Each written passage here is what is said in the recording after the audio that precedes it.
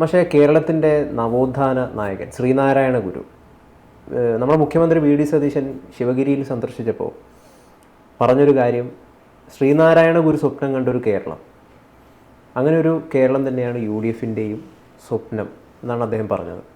യഥാർത്ഥത്തിൽ എന്താണ് ശ്രീനാരായണ ഗുരു സ്വപ്നം കണ്ടൊരു കേരളമെന്ന് നിലവിലെ കേരള രാഷ്ട്രീയത്തിലൂടെ നമ്മളൊന്ന് വെറുതെ ഒന്ന് കണ്ണോടിച്ചു കഴിഞ്ഞാൽ നമുക്ക് മനസ്സിലാകും. കാരണം ശ്രീനാരായണ ഗുരു സ്വപ്നം കണ്ടൊരു കേരളമല്ല നിലവിലെ കേരളം എന്ന് പറയുന്നത്, ഒരുപാട് മാറിയിരിക്കുന്നു.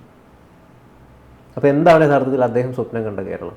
അല്ല, വി ഡി സതീശൻ മുഖ്യമന്ത്രി എന്ന നിലയ്ക്ക് ശിവഗിരി സന്ദർശനം നടത്തി കഴിയുമ്പോൾ പറയേണ്ടത്, ശ്രീനാരായണ ഗുരു ഇന്ന രീതിയിലുള്ള സ്വപ്നമാണ് കണ്ടത്, ആ സ്വപ്നം സാക്ഷാത്കരിക്കാനായിട്ട് പ്രവർത്തിക്കുന്ന ഒരു രാഷ്ട്രീയ പ്രസ്ഥാനമാണ് UDF. അപ്പോൾ നമുക്ക് മനസ്സിലാവും. പക്ഷെ ഇവിടെ ഒരു ദുരൂഹതയുണ്ട്. അല്ല, അപ്പോൾ നമുക്ക് മനസ്സിലാവും എന്താണ് സതീശൻ ഉദ്ദേശിക്കുന്നത്. ഇത് ആളെ പറ്റിക്കാൻ പറയുന്ന ഒരു വാചകമാണ്. ശ്രീനാരായണ ഗുരു സ്വപ്നം കണ്ട കേരളമാണ് UDF സാക്ഷാത്കരിക്കാൻ പോകുന്നതെന്ന് പറയുന്നത് കേരളത്തിലെ ജനങ്ങളെ പറ്റിക്കാൻ വേണ്ടി പറയുന്ന വാചകമാണ്. അതുകൊണ്ട് ആ പറ്റിക്കൽ ഒഴിവാക്കണമെങ്കിൽ വി ഡി സതീശൻ ചെയ്യേണ്ടത് എന്താണ് ശ്രീനാരായണ ഗുരു സ്വപ്നം കണ്ട കേരളം എന്ന് ആദ്യം നിർവചിക്കണം. എന്നിട്ട് ഇത് സാക്ഷാത്കരിക്കാൻ വേണ്ടിയിട്ടാണ് ഞങ്ങൾ പ്രവർത്തിക്കുന്നതെന്ന് പറഞ്ഞാൽ നമുക്ക് അദ്ദേഹത്തിൻ്റെ പ്രസ്താവനയെ അംഗീകരിക്കാം, അദ്ദേഹത്തെ സ്തുതിക്കുകയും ചെയ്യാം എന്ന അഭിപ്രായക്കാരാണ് ഞാൻ. അതല്ലാതെ മറ്റത് ആളുകളെ മുഴുവൻ ഇങ്ങനെ സൂചിപ്പിക്കാൻ എന്ന് പറഞ്ഞു നടക്കും. ഗൗതം ചോദിച്ചതുപോലെ ശ്രീനാരായണ ഗുരു സ്വപ്നം കണ്ട കേരളമാണോ? അല്ലത്. ശ്രീനാരായണ ഗുരു പറഞ്ഞ ഏറ്റവും പ്രധാനപ്പെട്ടത് നമുക്ക് പറയാൻ പറ്റില്ല, പല പ്രധാനപ്പെട്ട വാചകങ്ങൾ. ഒരു വാചകം, ജാതി ചോദിക്കരുത് പറയരുതെന്നാണ് പറഞ്ഞത്, അല്ലേ? ശരിയല്ലേ? അതെ. അതാണോ ഇപ്പോൾ കേരളത്തിൽ നടന്നുകൊണ്ടിരിക്കുന്നത്? പല മതസാരവും ഏകം എന്നും പറഞ്ഞു. ജാതി ചോദിക്കണം, ജാതി പറയണം എന്നാണ് പറയണത്. വി ഡി സതീശൻ പോലും പറഞ്ഞത് ഞാൻ മേനോനാണ് എന്നാണ്, അല്ലേ? നേരത്തെ അദ്ദേഹം MLA ആയിട്ട് സത്യപ്രതിജ്ഞ സമയത്ത് അങ്ങനെ പറഞ്ഞിരുന്നില്ല.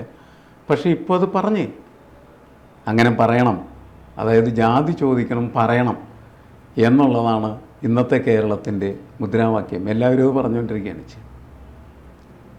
അപ്പോൾ ശ്രീനാരായണ ഗുരു സ്വപ്നം കണ്ട ഒരു കേരളമല്ല ഇപ്പോഴത്തെ രാഷ്ട്രീയ പ്രസ്ഥാനങ്ങൾ, എല്ലാ രാഷ്ട്രീയ പ്രസ്ഥാനങ്ങളും. ഒരു രാഷ്ട്രീയ പ്രസ്ഥാനവും അതിനകത്തുനിന്ന് ഒഴിച്ചു നിർത്തേണ്ടതില്ല.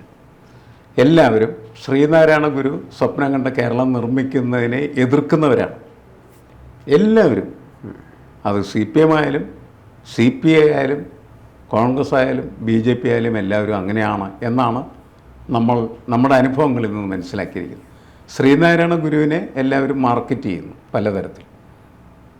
അല്ലാണ്ട് ശ്രീനാരായണ ഗുരുദേവൻ്റെ ആശയങ്ങൾ കൃത്യമായിട്ടുള്ള രീതിയിൽ നടപ്പിലാക്കാനായിട്ടുള്ള പരിശ്രമങ്ങൾ ഒരിടത്ത് പോലും നമുക്ക് കാണാനായിട്ട് കഴിയില്ല എന്നുള്ളത്. ഒരിടത്ത് പോലും SNDP പോലും അതിനെ എത്രയോ വിദൂരമായ തരത്തിലേക്ക് മാറ്റിക്കഴിഞ്ഞിരിക്കുന്നു.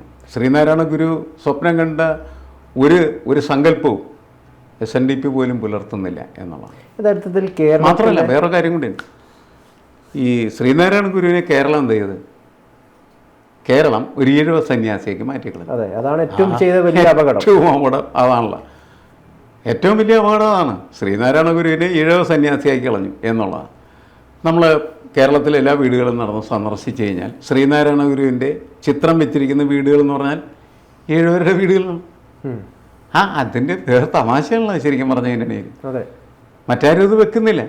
പക്ഷേ നമ്മൾ വേറൊരു രീതിയിൽ നോക്കുകയാണെങ്കിൽ ശങ്കരൻ പറഞ്ഞതും ശ്രീനാരായണ ഗുരുവും തമ്മിൽ പറഞ്ഞതിൽ വലിയ വ്യത്യാസമൊന്നുമില്ല. അവർ ചില പ്രവൃത്തിയിലൊക്കെ വ്യത്യാസം ഉണ്ടെങ്കിലും അടിസ്ഥാനപരമായ വിഷയത്തിൽ വ്യത്യാസമില്ലല്ലോ. അത് നമ്മൾ ഫിലോസഫിക്കലായിട്ട് ഡീൽ ചെയ്യുന്ന സമയത്തല്ലേ ശങ്കരനും ചട്ടമ്പസ്വാമികളും അതേപോലെ തന്നെ ശ്രീനാരായണ ഗുരു ഒക്കെ പറഞ്ഞ കാര്യങ്ങൾ അദ്വൈത സിദ്ധാന്തത്തിൻ്റെ വെളിച്ചത്തിൽ പറഞ്ഞ കാര്യങ്ങളായിട്ട് ചിത്രീകരിക്കപ്പെടുന്നത് അങ്ങനെയാണല്ലോ. ചട്ടമ്പിസ്വാമികളുടെ കാര്യം അറിയാൻ പാടില്ല. ചട്ടമ്പിസ്വാമികളെ നായരാക്കി അവരുടെ വീടുകളിൽ ഒക്കെ അതിൻ്റെ പടങ്ങളൊക്കെ വെക്കും. എന്ത് കേരളമാണത്? ഈ കേരളമാണോ ശ്രീനാരായണ ഗുരു സ്വപ്നം കണ്ടതല്ല.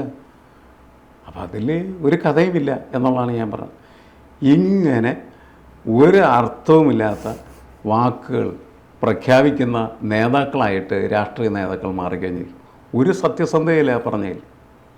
ആളുകളെ പറ്റിക്കാൻ ഏറ്റവും നല്ല വാചകങ്ങൾ എന്താണ് അതുമാത്രം കൃത്യമായിട്ട് പറയുന്ന രീതിയിലേക്ക് രാഷ്ട്രീയ നേതൃത്വം മാറിക്കഴിഞ്ഞിരിക്കുകയാണ് ചെയ്യുന്നത്. സാറേ, പക്ഷേ ഈ ശ്രീനാരായണ ഗുരുവിനെ പരാമർശിക്കാൻ, അദ്ദേഹത്തിൻ്റെ കൃതികളെക്കുറിച്ച് സംസാരിക്കാനൊന്നും പലപ്പോഴും നമ്മുടെ രാഷ്ട്രീയ നേതാക്കൾക്ക് ഒന്നും പറ്റില്ല എന്നുള്ളതാണ്. കാരണം അതിൻ്റെ ഒരു അപകടം കൂടി ഒളിഞ്ഞിരിക്കുന്നുണ്ട് എന്നുള്ളതാണ് അവർ മനസ്സിലാക്കുന്നത്. ശ്രീനാരായണ ഗുരുവിനെക്കുറിച്ച് നമ്മൾ കൂടുതൽ സംസാരിച്ച് ആഴത്തിൽ മനസ്സിലാക്കി പോകുമ്പോൾ അദ്ദേഹം ഒരു പക്ഷേ വേറെ ഏതെങ്കിലും രാഷ്ട്രീയത്തിൻ്റെ ഭാഗമായി പോകുമോ എന്നൊരു ഭയം പലർക്കും ഉണ്ട്. ഇപ്പം ശശി തരൂർ ശ്രീനാരായണ ഗുരുവിനെ കുറിച്ച് ഇപ്പോൾ ഒരു ഇംഗ്ലീഷിലൊരു പുസ്തകം എഴുതിയിട്ടുണ്ട്. ഹിന്ദു സന്യാസി, എന്താണ്, ഹിന്ദുവിസത്തെ റീഇമാജിൻ ചെയ്തൊരു സന്യാസിയാണ് ശ്രീനാരായണ ഗുരു എന്നാണ് അതിൻ്റെ തലക്കെട്ട് തന്നെ. എനിക്ക് ശശി തരൂരിനെ കുറിച്ച് ബഹുമാനമൊക്കെ ഉണ്ടായിരുന്നതാണ്. അദ്ദേഹത്തിൻ്റെ ആ പുസ്തകം വായിച്ച സമയത്തുള്ള ബഹുമാനം മുഴുവൻ പോയി.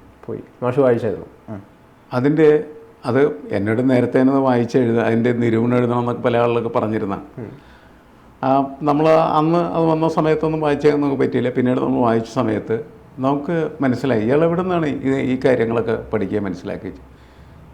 ഇയാളുടെ ആത്മനിഷ്ഠമായ ആശയങ്ങൾക്കനുസരിച്ച് രൂപപ്പെടുത്തേണ്ട ഒരാളാണ് ശ്രീനാരായണ ഗുരു. അല്ല, ശ്രീനാരായണ ഗുരു എന്താണ് എന്ന് മനസ്സിലാക്കി അതിനനുസരിച്ച് ശ്രീനാരായണ ഗുരുവിനെ ലോകത്തിന് മുന്നിൽ അവതരിപ്പിക്കുക എന്ന് പറയുന്നതാണ് ഒരു എഴുത്തുകാരൻ എന്ന നിലക്ക് അദ്ദേഹത്തിൻ്റെ ജോലി. ആ ജോലി നിർവഹിക്കുന്നതിൽ അദ്ദേഹം പരാജയപ്പെട്ടു. അതാണ് നമ്മൾ ആ പുസ്തകം വായിച്ച സമയത്ത് മനസ്സിലാക്കിയൊരു കാര്യം എന്ന് പറയുന്നത്. ഇങ്ങനെയല്ല ശ്രീനാരായണൻ, നമ്മളും ശ്രീനാരായണ ഗുരുവിനെ കുറിച്ച് ഒരുപാട് പുസ്തകങ്ങൾ വായിച്ചു, ഒരുപാട് നമ്മൾ സംസാരിക്കാറുണ്ട്. നമുക്ക് അതിൻ്റെ അകത്ത് നമ്മളുടേതായിട്ടുള്ള കാഴ്ചപ്പാടുകൾ ശ്രീനാരായണ ഗുരു നമുക്കുണ്ടാക്കി തന്ന പോലെ നമുക്ക് തോന്നിയിട്ടുള്ളതാണ്. അതൊക്കെ വെച്ച് നോക്കുന്ന സമയത്ത് ശശി തരൂർ പാവം അദ്ദേഹം അതിനകത്ത് പരാജയപ്പെട്ടു എന്നുള്ളതാണ്. ബോധപൂർവം പരാജയപ്പെട്ടതാണോ ഇല്ല എന്നുള്ളത് മറ്റൊരു വിഷയമാണ്. എന്തായാലും അതിനകത്ത് അദ്ദേഹം പരാജയപ്പെട്ടു. അതിൻ്റെ പുസ്തകത്തിൻ്റെ പേര് ഇതാണ്, ദ സേജ് ഹു റീഇമാജിൻഡ് ഹിന്ദുയിസം. അതെ, ആ തലവാചകം തന്നെ തെറ്റാണ്. മനസ്സിലായേ? ഹിന്ദുയിസത്തെ പുനർനിർമ്മിക്കാൻ വേണ്ടിയിട്ട് അവതരിച്ച അവതാരപുരുഷനൊന്നും അല്ല ശ്രീനാരായണ ഗുരു. സത്യത്തിൽ കേരളത്തിലെ അധസ്ഥിതരായിട്ടുള്ള മനുഷ്യരുടെ അനുഭവങ്ങൾ, കഷ്ടപ്പാട്, കണ്ണീരുകൾ അതൊപ്പുന്നതിന് വേണ്ടിയിട്ട് അദ്ദേഹം നടത്തിയ പ്രവർത്തനങ്ങൾ, അത് പ്രത്യേകിച്ച് അദ്വൈത ശാസ്ത്രത്തിലൂടെ അല്ലെങ്കിൽ അദ്വൈത സിദ്ധാന്തത്തിലൂടെ ആയിരുന്നു എങ്കിൽ പോലും അദ്ദേഹം അദ്വൈതിയായി സന്യാസിയല്ല ജീവിച്ചത്. പകരം എന്താണെന്ന് വെച്ചാൽ അത് പ്രവർത്തനത്തിൽ കൊണ്ടുവരാൻ വേണ്ടി ജനങ്ങളുടെ ഇടയിൽ അദ്ദേഹം പ്രവർത്തിക്കുകയാണ് ചെയ്യുന്നത്, ജനങ്ങളെ മാറ്റുകയാണ് ചെയ്യുന്നത്. അല്ല, നമ്മുടെ ഇവിടുത്തെ സ്കൂൾ സിലബസുകളിൽ, പാഠ്യപദ്ധതികളിൽ ഇദ്ദേഹത്തെക്കുറിച്ചുള്ള കൃതികളെക്കുറിച്ചുള്ള അല്ലെങ്കിൽ അതിനെക്കുറിച്ചുള്ള പഠനങ്ങൾ കൃത്യമായിട്ട് വേണ്ടേ? വേണ്ടതാണ്. പക്ഷെ അത് ഉൾപ്പെടുത്താൻ എന്തുകൊണ്ടാണ് നമ്മൾ ഭയപ്പെടുന്നത്? ആർക്കാണ് താല്പര്യം? അതാണുള്ള പ്രശ്നം. ഇനി അവർക്ക് പറ്റുന്ന രീതിയിൽ അത് പാകപ്പെടുത്തി ശരിയാക്കി ചിലപ്പോൾ പാഠപുസ്തകങ്ങളിലേക്ക് വന്നേക്കാം. ഗുരുവിനെ അല്ലെങ്കിലും കുട്ടികൾ മനസ്സിലാക്കണം എന്ന് മാത്രമേ ഉള്ളൂ. കുട്ടികളുടെ ശ്രീനാരായണ ഗുരു എന്നാൽ അവർ വളർന്ന് വലുതായി കഴിഞ്ഞതിന് ശേഷം അദ്ദേഹത്തിൻ്റെ പുസ്തകങ്ങളും ആശയങ്ങളും മനസ്സിലാക്കിയാൽ മാത്രമാണ് ശരിയായ ഗുരു ആരാണ് എന്ന് അവർക്ക് മനസ്സിലാക്കാനായിട്ട് പറ്റും. അല്ല, പക്ഷേ ഇപ്പോൾ ഇതിനിടയിൽ പി ജയരാജൻ പറഞ്ഞൊരു കാര്യം, ഹിന്ദുത്വം അല്ലെങ്കിൽ RSS ഒക്കെ പലപ്പോഴും കേരളത്തിലേക്ക് വളരാനായിട്ട് ശ്രീനാരായണ ഗുരുവിനെ ഉപയോഗപ്പെടുത്തുന്നുണ്ട് എന്നുള്ളതാണ്. ഒരു മതിലായിട്ട് അല്ലെങ്കിൽ ഒരു പാലമായിട്ടൊക്കെ കാണുന്നു എന്നൊക്കെ. അതെന്തുകൊണ്ടാണ് അങ്ങനെ? അത് ഓരോരുത്തരും അവരുടെ താല്പര്യങ്ങൾ സംരക്ഷിക്കാനായിട്ട് ആരെയും ഉപയോഗിക്കും. ശ്രീനാരായണ ഗുരുവെങ്കിൽ ശ്രീനാരായണ ഗുരു, അത്രയേ ഉള്ളൂ. അതിൽ കൂടുതൽ ഒരു പ്രാധാന്യം അതിന് കൊടുക്കേണ്ട കാര്യമില്ല.